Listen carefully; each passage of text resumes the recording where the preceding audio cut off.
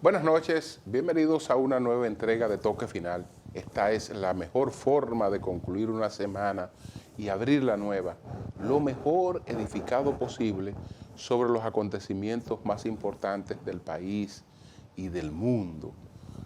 Varios acontecimientos importantes esta semana en el mundo. Podemos destacar la reunión entre los presidentes de Estados Unidos y China, Joe Biden y Xi Jinping. Podemos destacar también la investidura del presidente del gobierno español, Pedro Sánchez, que contra viento y marea, perdiendo unas elecciones, pues logró conformar la mayoría parlamentaria, aunque tuvo que hacer un pacto que, si no le termina pesando a él, pudiera terminar pesándole a España. Y llega pues a mantener el gobierno, a presidir el gobierno en circunstancias muy adversas, con un liderazgo que estará menguado por estas circunstancias en las que fue escogido, con España totalmente movilizada, y entre los movilizados habían jueces, habían fiscales, estaban los gremios, estaban los partidos políticos de la oposición, mucha sociedad civil. El sentimiento de España, que se sintió muy fracturado con esa negociación o esas negociaciones que llevó a cabo Pedro Sánchez, que incluyen amnistías a los que participaron en el llamado proceso, es decir, en aquella declaratoria de la independencia de Cataluña, que fue juzgada como alta traición en los tribunales, y etcétera, etcétera. Entonces, esos dos acontecimientos en el plano internacional, porque hay otros como el avance de la guerra en la Franja de Gaza, del operativo que lleva a cabo Israel, lo que ocurrió en la ONU, que se está planteando que los hospitales no son un campo de batalla. Bueno, el problema es que eso había que decírselo también a Hamás, que no podía escudarse en hospitales, porque los hospitales no son un campo de batalla. Porque si ellos van y se escudan en un asilo de ancianos, pues a un asilo de ancianos lo van a ir a buscar. Y entonces son ellos los que están usando como protección escudos humanos, y escudos humanos muy vulnerables, y lamentablemente ya ahí deben haber más de 12.000 muertos en todo este conflicto. En el plano nacional hubo otras informaciones importantes que las vamos a compartir con ustedes cuando regresemos de esta primera pausa, en la que también vamos a presentar cuáles fueron los 10 temas más importantes de esta semana. Adelante.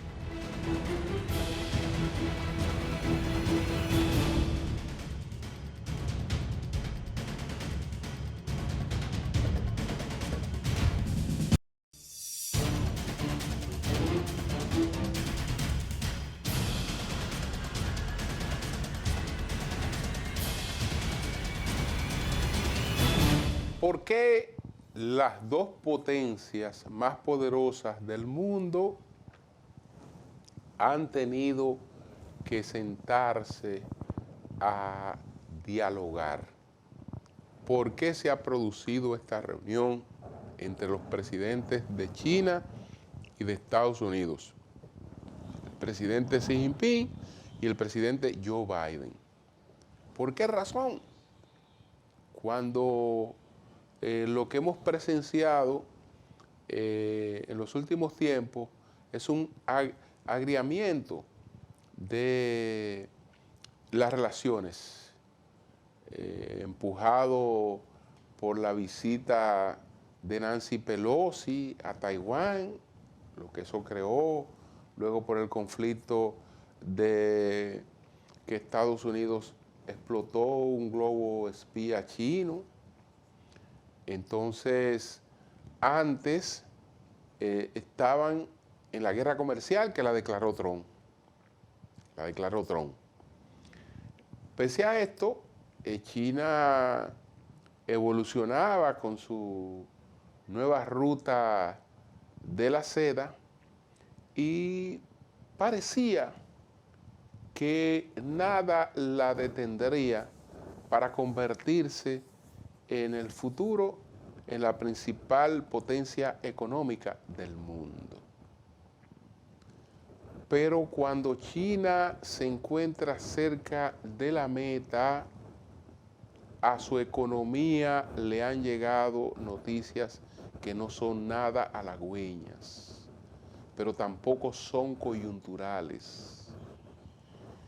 Y de lo que se está hablando es de que posiblemente el modelo de Deng Xiaoping, que fue el modelo que le ha dado todo este éxito económico que ha tenido China, desde luego empujado por Estados Unidos, que es quien introduce a China en el comercio mundial, en la Organización Mundial del Comercio, cuando se desarrolla aquella tesis del presidente Nixon y del secretario de Estado Kissinger, de que como había un conflicto bipolar en la Guerra Fría, del enfrentamiento con la Unión Soviética, entonces China, que era del campo socialista, Estados Unidos debió de tratar y trató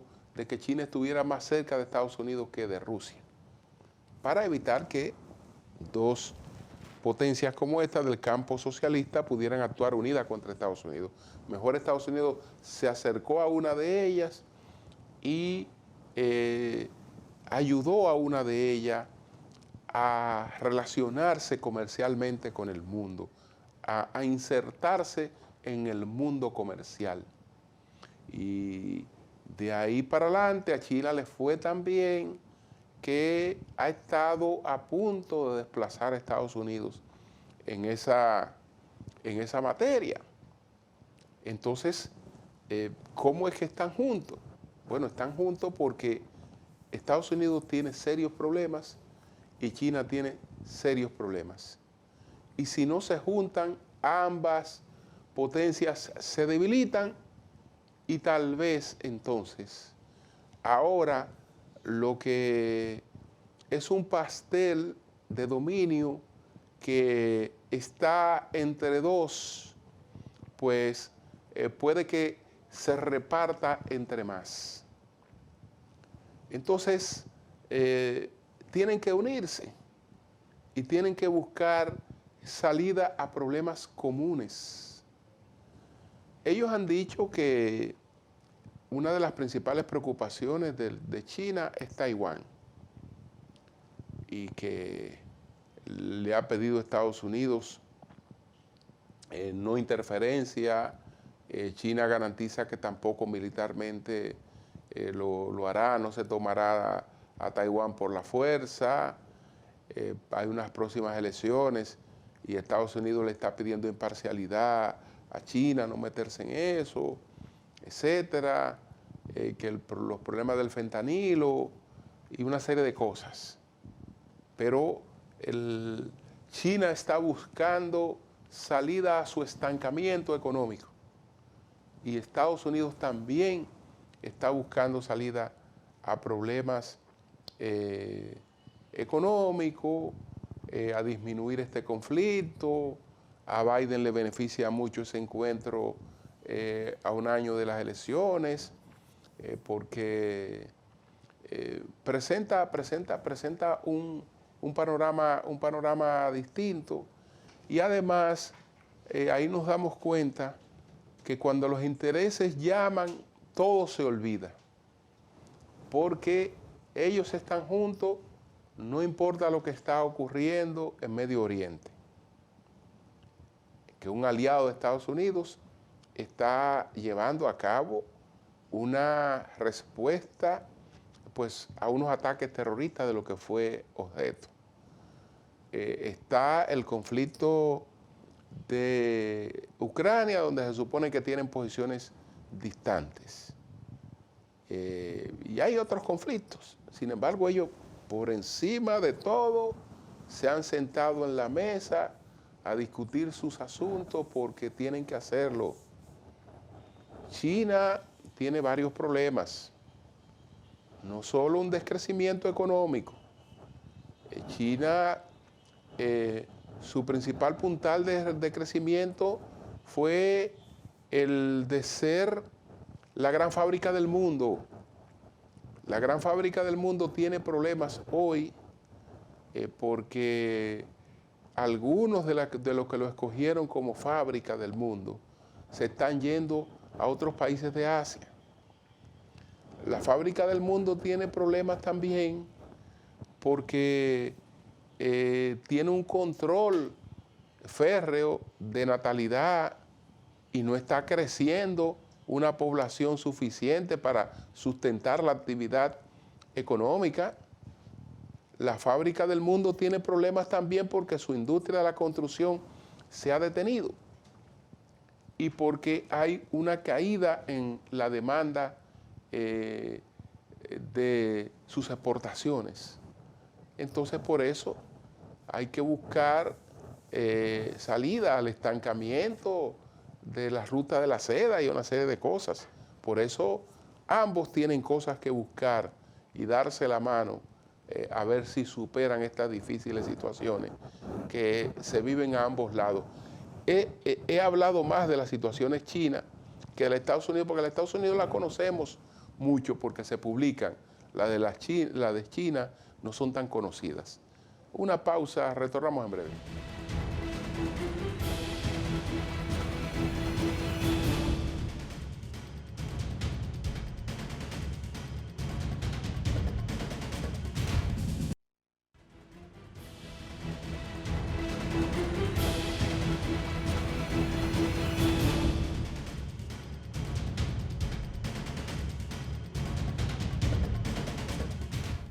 El tema más importante en el país fue el anuncio que hizo el presidente el pasado martes de la ampliación y renovación del contrato de arrendamiento de los aeropuertos, que el contrato vigente vence en el 2030. Entonces el presidente anunció una extensión hacia el 2060. Esa extensión hacia el 2060 está acompañada de algunos beneficios económicos para el Estado, además de los beneficios que contemplaba el contrato original, porque aunque se dijo que el contrato original no contemplaba ningún beneficio para el Estado, bueno, el contrato original aspiró a la ampliación y modernización de los aeropuertos. Se hizo algo porque Las Américas no es el aeropuerto que se arrendó, ese aeropuerto fue transformado independientemente de que todavía necesite ser más moderno, más amplio, más confortable, pero realmente fue remozado, fue renovado, incluso se hizo una nueva área en el Aeropuerto Internacional de las Américas. Entonces, además de esto, de lo que implica inversión en los aeropuertos, el Estado va a recibir unos beneficios económicos. De entrada, yo entiendo por qué al Estado le convenía adelantar la negociación. Por el hecho de que nosotros, el país, busca un incremento de la actividad de los aeropuertos, porque nosotros queremos mayor cantidad de visitantes a través de los aeropuertos del país. Entonces, si una empresa tiene un contrato que ya se le va, que entra en cuenta regresiva, mientras ese tiempo no se agote, ahí se va a ir viviendo una etapa de España boba, de cero inversión y de una situación de no eficiencia. Mientras que si la empresa sabe que va a recuperar sus inversiones, porque son de largo plazo, continúa activa y haciendo inversiones y perdemos menos tiempo. La licitación, de todas maneras, ¿quién gana la licitación? Esta empresa que está ahí es una empresa con prestigio en el mundo y especializada en la administración de aeropuertos. Entonces, sería ella o una similar. De manera que eso pudiera ser entendible, las razones de la extensión, tal vez el momento, que es un momento de campaña, que es un momento político, el gobierno va a recibir lo que se llama un canon, el presidente anunció un grupo de obras que se van a hacer. Yo dudo mucho que esas obras puedan realizarse en lo que queda de la campaña. Solamente los procesos de licitación duran meses. Incluso dudo de que puedan realizarse con los presupuestos que citó el presidente. Yo creo que esos presupuestos hay que revisarlo, porque si de 775 millones vamos a dedicar 350 millones a asfaltado, nos quedan 425 millones de dólares. Con 425 millones de dólares, la cantidad de obra que anunció el presidente Abinader es difícil que puedan realizarse. Pero de todas maneras, ese es un ingreso, ese es un beneficio. Tiene que ir al Congreso. Esta es una ley especial que tiene que aprobarla el Congreso, porque eso excede lo de los periodos presidenciales, y en este caso tiene la característica de un tipo de ley especial. Ya veremos cómo evoluciona este debate, pero en principio yo creo que no resulta un asunto que sea perjudicial para el país, por el contrario. Una pausa y entonces, ahora sí, señores, antes de la pausa, vamos a presentar cuáles fueron, aparte de este tema al que me referí, los otros que están entre los 10 más importantes de esta semana. Adelante.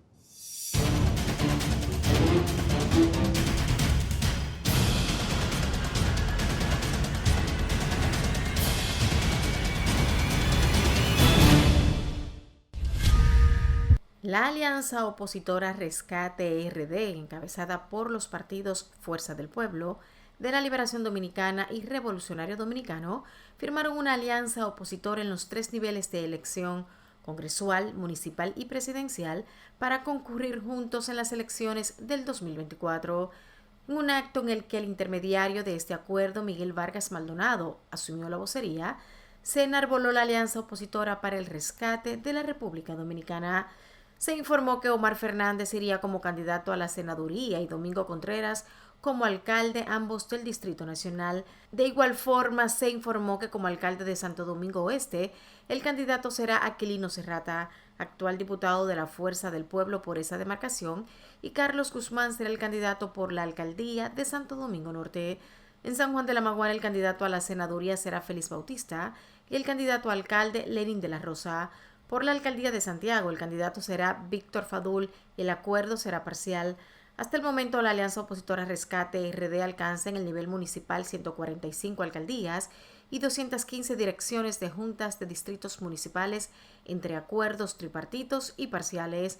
Estos acuerdos suman un total de 360 territorios municipales de las 393 demarcaciones que tiene el país, cubriendo así el 91% de la geografía nacional, equivalente al 88% del electorado.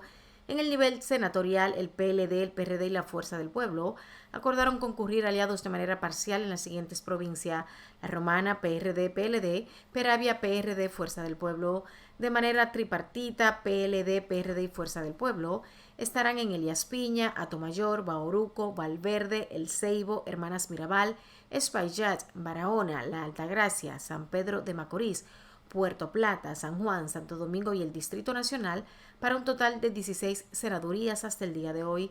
El dirigente PRDista precisó que en el nivel presidencial, el acuerdo tripartito establece apoyar al candidato que pase a la segunda vuelta electoral.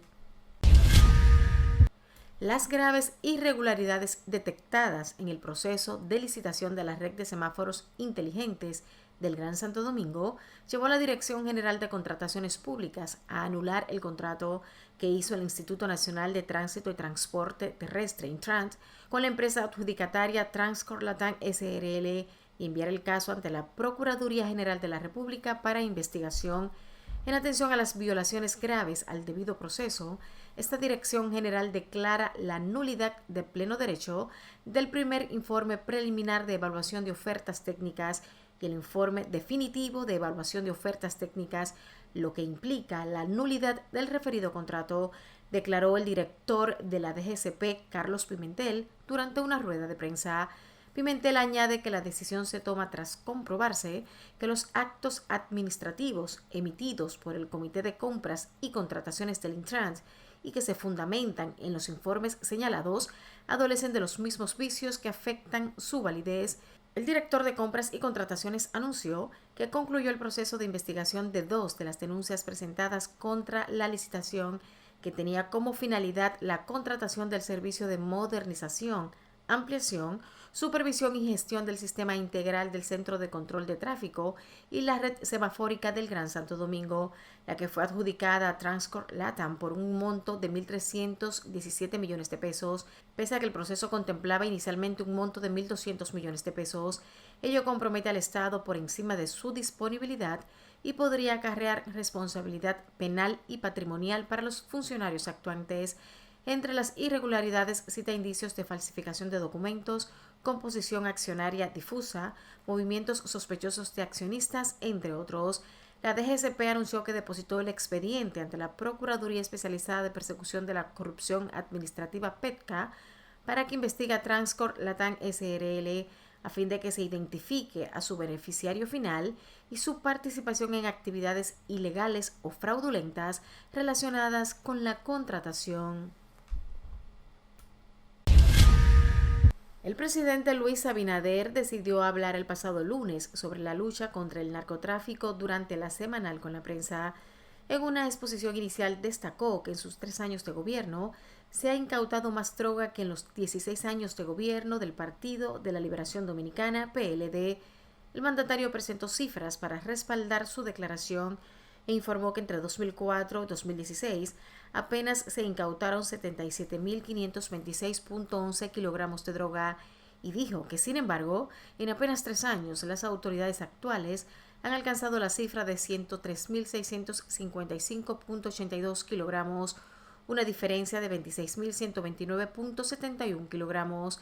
En 3 años, hemos incautado 26 toneladas más que en los 16 años anteriores, destacó Abinader. El jefe de Estado precisó que en 3 años se han incautado 21.519.405.98 kilogramos de droga, 21.5 toneladas del microtráfico, y agregó que sumado a la cifra global de 103.655.52 kilogramos de drogas, en este periodo se han decomisado 10 millones de dólares, 131 millones de pesos en efectivo, 141 millones de pesos en prendas. Además, 316 inmuebles están en proceso de confiscación.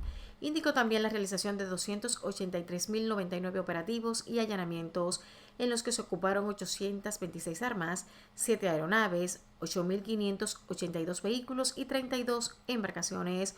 Ofreció otra cifra al referirse a las personas detenidas por drogas, 84.803.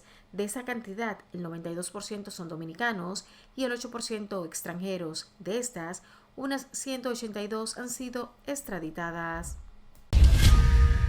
El candidato presidencial del Partido de la Liberación Dominicana, PLD, Abel Martínez, presentó su plan de transformación de la seguridad, compuesto por 10 puntos para hacer de la República Dominicana el país más seguro. En su primer punto, Martínez plantea crear un sistema de vigilancia de 360 grados que llamarán Ojos de Águila, el cual estará compuesto de cámaras con reconocimiento facial e inteligencia artificial para identificar perfiles sospechosos. El segundo punto consiste en crear más de 200 nuevos destacamentos policiales y modernizar aquellos que los necesitan, mientras que el tercer punto busca crear una base de datos conjunta de distintas entidades para tener un solo sistema que contenga el registro de rostros, ojos y huellas dactilares. Sumado a eso, el 4 punto busca implementar botones de pánico en zonas de mayor inseguridad que enviarían una alerta al ser presionados. Un quinto punto establece la creación de caminos seguros e iluminación de los espacios públicos. Junto a esto, el sexto apartado pretende desarrollar cuerpos policiales especializados para tener un mejor rendimiento en distintas demarcaciones. El séptimo y octavo punto, anunciado por el candidato del PLD, pretende, por un lado, fortalecer la cadena de custodia de pruebas de un delito y poner orden y control para el uso y porte de armas de fuego, mientras que los últimos 2 puntos se refieren a la capacitación de jóvenes que deseen formar parte de la carrera policial, así como reconocer a los agentes de este cuerpo castrense con mejores condiciones laborales. El presidente Luis Abinader anunció el pasado martes la renegociación del contrato de concesión a Aeropuertos Dominicanos Siglo XXI, Aerodón, que se firmó en 1999 y que no generaba beneficios para el Estado dominicano. Además, no garantizaba las mejores condiciones en las infraestructuras de los aeropuertos. El mandatario dijo que esta renegociación representa un beneficio para la República Dominicana de entre 1.905 y 2.155 millones de dólares. Esa es la diferencia en las negociaciones realizadas por nuestro gobierno y el anterior. Durante su alocución, Abinader agregó que se arribó a un acuerdo que, al garantizar una mayor participación del Estado en los beneficios generados por la operación de los aeropuertos, los recursos serán utilizados en beneficio de los dominicanos. Las sumas mencionadas anteriormente serán percibidas a través de distintas vías, como un pago inicial al Estado de 775 millones de dólares por derecho a operación por el plazo extendido de la concesión, una inversión de 830 millones de dólares para mejoras en los 6 aeropuertos concesionados, incluido el Aeropuerto de las Américas José Francisco Peña Gómez, y otros aportes variables estimados entre 300 y 550 millones de dólares. Con los 775 millones de dólares que se van a recibir en un periodo de 6 meses, se ejecutarán las siguientes obras: asfaltado en La Caleta, Boca Chica, alrededores del aeropuerto, y un programa extenso de asfalto en el Gran Santo Domingo y otros municipios, con una inversión aproximada de 350 millones de dólares. Así también la vía expresa desde la Plaza de la Bandera a Isabel Aguiar, conectando a las 6 de noviembre, con una inversión aproximada de 148 millones de dólares, Además, la solución de la Avenida República de Colombia con Avenida Los Próceres, expreso hasta la Jacobo Magluta, y solución vial entre República de Colombia y Avenida Monumental, con una inversión aproximada de 108 millones de dólares. Además, la construcción del puente paralelo al Jacinto Peinado, que une la avenida Máximo Gómez con las hermanas Mirabal de Santo Domingo Norte, con una inversión aproximada de 56 millones de dólares. Ante estas cifras, la empresa concesionaria invertirá de manera inmediata 16 millones de dólares para mejorar en un plazo de 12 a 18 meses la terminal ya existente del Aeropuerto de las Américas. El sector privado, responsable del 85% del crecimiento económico del país en los últimos 12 años, elevará la inversión bruta de capital a 50.000 millones de dólares en los próximos 4 años, pero considera necesario mirar más allá del PIB y adoptar nuevas métricas que permitan calcular el progreso en términos de la calidad de vida. El planteamiento fue hecho por el Consejo Nacional de la Empresa Privada CONEP en la 10ª Convención Empresarial, en la que propuso ante el presidente Luis Abinader el liderazgo político, económico y social 13 propuestas estratégicas para lograr una economía de bienestar en la República Dominicana. El presidente del CONEP, Celso Juan Marrancini, proyectó la creación de al menos 509.000 empleos en los próximos 4 años, teniendo en cuenta que el sector privado aporta 86 de cada 100 puestos de trabajo en la economía dominicana. La 10ª Convención Empresarial se enfocó en 2 ejes estratégicos: el desarrollo productivo y el desarrollo humano. El primero para seguir fomentando el crecimiento económico de forma equitativa y sostenible, y el segundo para mejorar la calidad de vida de la población. En tanto, el presidente Luis Abinader y los candidatos a esa posición, Abel Martínez y Leonel Fernández, participaron en la 10ª Convención Empresarial del CONEP. La Junta de Directores del CONEP entregó a los aspirantes y a sus representantes un documento con las 13 propuestas estratégicas para lograr una economía de bienestar en la República Dominicana, elaborado en un proceso de consulta. La República Dominicana recibió entre enero y octubre de este año 8.424 millones de dólares por concepto de remesas, lo que supone un aumento del 3.7% respecto al mismo periodo de 2022, informó el Banco Central. Un comunicado de la entidad emisora explica que particularmente en octubre el país recibió 827.1 millones de dólares en remesas, un incremento del 1.4% al compararlo con el mismo mes del año anterior.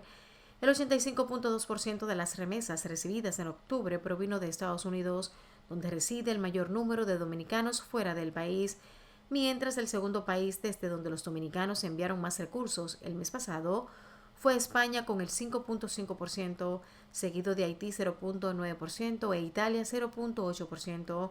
El resto de la recepción de remesas se divide entre países como Suiza, Canadá y Panamá.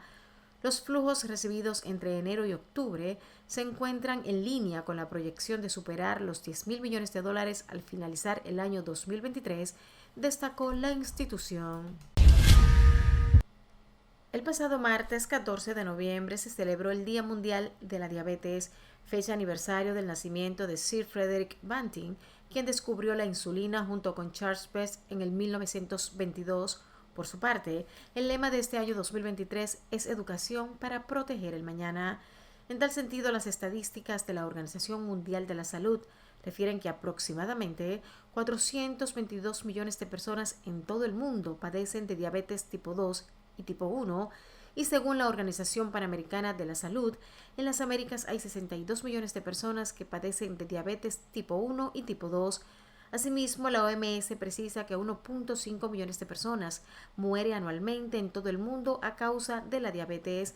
Además, las estadísticas sobre la diabetes de la OPS indican que el número de personas que padece y muere por diabetes mellitus tipo 2 en las Américas se triplicó desde 1980 hasta la fecha, estimándose que dicha enfermedad afectará a 109 millones de personas para el año 2040. La diabetes mellitus mal controlada puede aumentar el riesgo de desarrollar complicaciones como ceguera, insuficiencia renal, infarto de miocardio, accidente cerebrovascular y amputación de los miembros inferiores. Esta es una enfermedad que afecta a más de 500 millones de adultos en el mundo y se prevé que la cifra aumente a un 46% para el 2045. La patología aparece cuando el páncreas no produce suficiente insulina o cuando el organismo no la utiliza adecuadamente, provocando con el tiempo que este nivel alto y constante de glucosa desarrolle enfermedades graves en los pacientes. La diabetes de tipo 2 es la más común y representa el 90% de todos los casos diagnosticados en el mundo. Esta enfermedad ocasiona alrededor de 1.5 millones de defunciones por año, ocupando el 9º puesto entre las principales causas de muerte.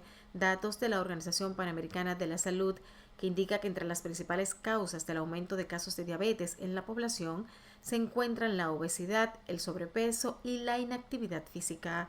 En tanto, al menos el 13.7% de la población dominicana padece diabetes y adicional a esta cifra, un total de 9.3% tienen prediabetes. Si ambas cantidades son sumadas, eso se traduce en que cada una de 4 personas tiene diabetes o prediabetes.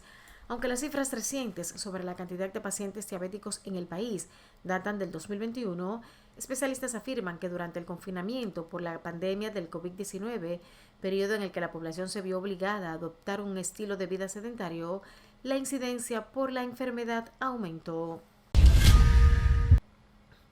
El presidente estadounidense Joe Biden y su homólogo chino Xi Jinping concluyeron el pasado miércoles su primera reunión frente a frente en un año, comprometiéndose a estabilizar su tensa relación y dando a conocer acuerdos modestos para combatir el tráfico de fentanilo y restablecer las comunicaciones entre sus fuerzas armadas. Sin embargo, persisten las diferencias en torno a la competencia económica y las amenazas a la seguridad mundial.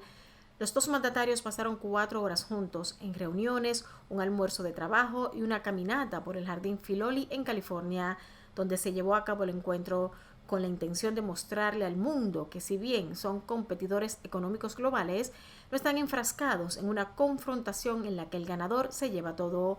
Por su parte, el mandatario estadounidense le comentó así: creo que es primordial que usted y yo nos entendamos claramente de líder a líder, sin malentendidos ni mala comunicación. Tenemos que asegurarnos de que la competencia no derive en conflicto. De su lado, Xi Jinping planteó la unificación pacífica de China con la isla autónoma, calificando a Taiwán de la cuestión más importante y delicada en las relaciones bilaterales. También planteó la preocupación de Beijing por los controles a la exportación, las revisiones a las inversiones y las sanciones impuestas por Estados Unidos, que dijo han perjudicado gravemente los intereses legítimos de China. Finalmente, miles de palestinos huyen del norte de Gaza, mientras el ejército israelí se adentra en densos barrios urbanos en su batalla contra los milicianos de Hamás. Funcionarios del enclave asediado declararon que el número de muertos palestinos ha superado las 11.000 personas. La búsqueda de seguridad en Gaza es cada vez más desesperada a medida que se intensifican los combates. Residentes que escaparon hacia el sur y funcionarios sanitarios palestinos informaron de ataques en el principal hospital de la ciudad de Gaza y sus alrededores. Israel declaró que al menos uno de ellos fue el resultado del disparo erróneo de un cohete palestino. La Organización Mundial de la Salud, OMS, dijo que 20 de los 36 hospitales de Gaza ya no funcionan, incluido un hospital pediátrico que suspendió sus operaciones tras un ataque israelí en la zona. Más de 2/3 de los 2.3 millones de habitantes de Gaza han huido de sus hogares desde que comenzó la guerra. En el sur, se hacinan en refugios con cada vez menos alimentos y agua, en un momento en que la guerra entra en su segundo mes. La ciudad de Gaza, la mayor zona urbana del territorio, es el centro de la campaña israelí para aplastar a Hamás, tras la mortífera incursión de los milicianos el 7 de octubre en el sur de Israel que desencadenó la guerra. La Organización Mundial de la Salud ha verificado más de 250 ataques contra hospitales, clínicas, pacientes y ambulancias en Gaza desde la incursión de Hamás a Israel el 7 de octubre, así como 25 ataques contra la asistencia sanitaria en Israel. Además, un nuevo informe de Naciones Unidas describe que el Producto Interno Bruto en Cisjordania y Gaza se redujo un 4% en el primer mes de guerra, lo que sumió a más de 400.000 personas en la pobreza, un impacto económico nunca visto en los conflictos en Siria y Ucrania, ni en ninguna de las 4 guerras previas entre Israel y Hamás.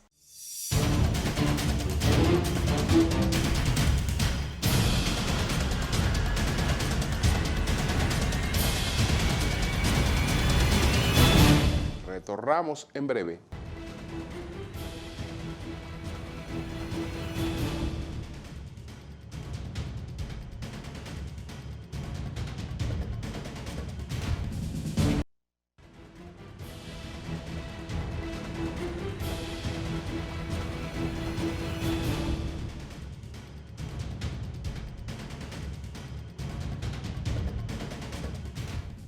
Esta semana se conmemoró el Día Mundial de la Diabetes. Estamos hablando de una enfermedad silenciosa, con una incidencia. En la República Dominicana se está hablando de el 13% de la población.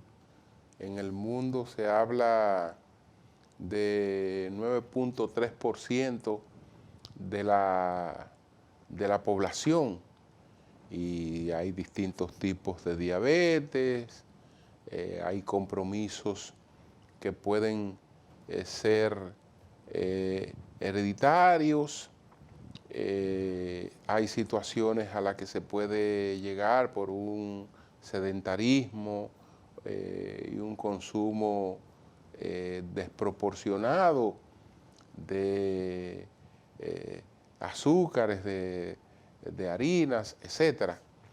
Entonces, nosotros consultamos a la doctora Jenny Cepeda. Ella es diabetóloga. Le formulamos las 3 preguntas y vamos a escucharla y a verla de inmediato. Adelante.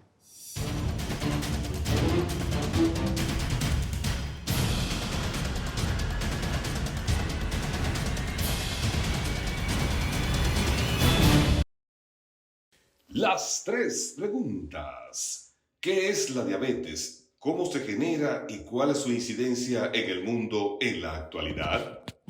Gracias. La diabetes es una enfermedad crónica que se caracteriza por niveles altos de glicemia, ya sea por una deficiencia en la producción de la hormona que es insulina, es la que regula la que regula las glicemias, o una disminución total en su producción, y esto clasificaría los tipos de diabetes. La incidencia en el mundo de diabetes, según el reporte del 2021 de la Federación Internacional de la Diabetes, estamos hablando de 537 millones, pero que esta cifra se espera que para el 2045 sea de 784 millones de personas con diabetes en el mundo. La forma en la que esto se genera, tendríamos que hablar de los diferentes tipos, pero generalmente la más común es la diabetes tipo 2, donde hay una deficiencia en la producción de la insulina, ya sea por datos hereditarios o por una deficiencia por una persona que tenga obesidad, sobrepeso y que se agreguen los factores externos, y que entonces esta producción deficiente de insulina o esta resistencia de insulina a los órganos diana provoca entonces estos niveles alterados de diabetes. ¿Hay predisposición hereditaria entre sedentarismo y la alimentación inapropiada que incide más en su propagación? Por supuesto que hay un factor hereditario, ya que el mayor tipo de diabetes, que es tipo 2, podemos también tener situaciones asociadas a la obesidad y sobrepeso, y siempre tiene un familiar cercano que la padeció o que la está padeciendo. Básicamente, entre el sedentarismo y la alimentación inapropiada, ¿cuál es el factor que la ha provocado? Digamos que es una suma de las dos cosas, aunado con esto, con los factores hereditarios, la mala alimentación, la falta de ejercicio y obviamente de que hay un familiar cercano, pues son unas mezclas para el diagnóstico o factores de riesgo para tener diabetes en un futuro. ¿Los avances de la tecnología y de la medicina han favorecido una mejor calidad de vida de las personas con diabetes? ¿Es la enfermedad de por sí un factor de acortamiento de la vida? Hablando realmente de la tecnología en nuestro medio, realmente ha avanzado y ha mejorado la calidad de vida de la diabetes, porque tenemos tipos de insulinas que son más fisiológicas, que son más portables, pero lo más importante, que son más seguras. Para los pacientes que utilizan también antidiabéticos orales, estas tabletas se ha agregado tecnología, ya que tienen una seguridad cardiovascular y también renovascular que no teníamos en los otros antidiabéticos orales, digamos, de algunos 10 años atrás. Entonces, esto ha brindado de que la calidad de vida de las personas con diabetes sea más óptima y, por supuesto, también se ha agregado la forma de monitorizar los niveles de glicemia. Tenemos desde nuestro medio en República Dominicana, tenemos muchas tecnologías que nos permiten medir 24/7 los niveles de glicemia, por lo tanto vamos a tener un paciente más controlado. También tenemos bombas de infusión de insulina, que son dispositivos que tienen, que miden bueno, que nos ayudan en los niveles de glicemia y también en la corrección de insulina de una forma automática, y también permite que esto sea personalizado. En cuanto al resultado, obviamente esto va a impactar en la calidad de vida de los pacientes y también la esperanza de vida. Las personas con diabetes tienen 10 años menos de reducción en su esperanza de vida, y si nosotros logramos que estas personas con esta condición tengan un control metabólico más óptimo, pues vamos a tener una esperanza de vida mayor y que las complicaciones puedan retrasarse o evitarse en las personas que ya tienen este diagnóstico.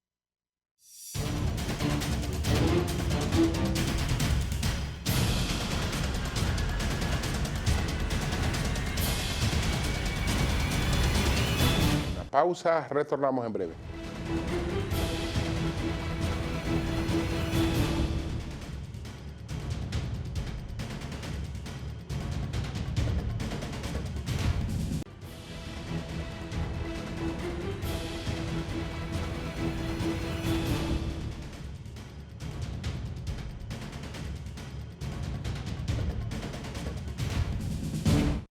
Esta semana tuvimos noticia de Jean Alain Rodríguez, el ex procurador, que reapareció públicamente con un canal de YouTube, donde él pues tendrá intervenciones periódicas que dijo estarán dedicadas a reflexiones sobre el derecho. Sin embargo, antes de avanzar en ellas, se sintió compelido a explicar algunas cosas de las acusaciones que se le han formulado, las mediáticas sobre todo, y a poner en evidencia que él estaría siendo objeto de una acción de venganza y de retaliación política. Es evidente que con él se han cometido situaciones totalmente desbordadas, porque él está siendo investigado por la construcción de unos edificios para el nuevo sistema penitenciario o para el traslado de la Victoria. Supuestamente presenta vicio esas construcciones, pero el que contrata no es un constructor. Es decir, si una obra tiene vicios, hay que reclamarle a quien la construyó.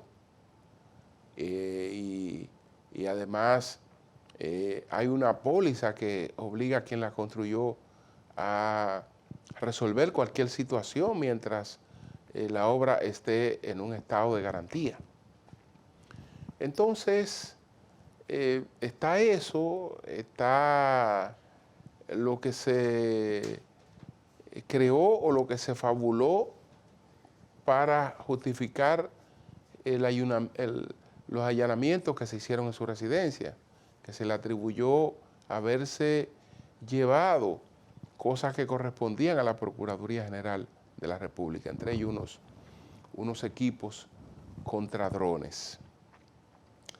Entonces, este asunto, pues muchas personas lo aplaudieron en principio, porque parece ser que entendían que la figura de Jean Alain había tenido un comportamiento negativo o parecido a las situaciones que criticaba. Lo que pasa, señores, es que hoy le ocurre a él. Si ese tipo de cosas, si esas prácticas se toleran, entonces mañana puede haber un invento para un allanamiento a cualquiera. Solo hay que inventarse una cosa para que la juez la vea ahí, y con eso que ella ve ahí, que van supuestamente a buscar a tu casa, se justifica un allanamiento, aunque eso sea totalmente falso. Entonces, eso no es justicia. Buenas noches.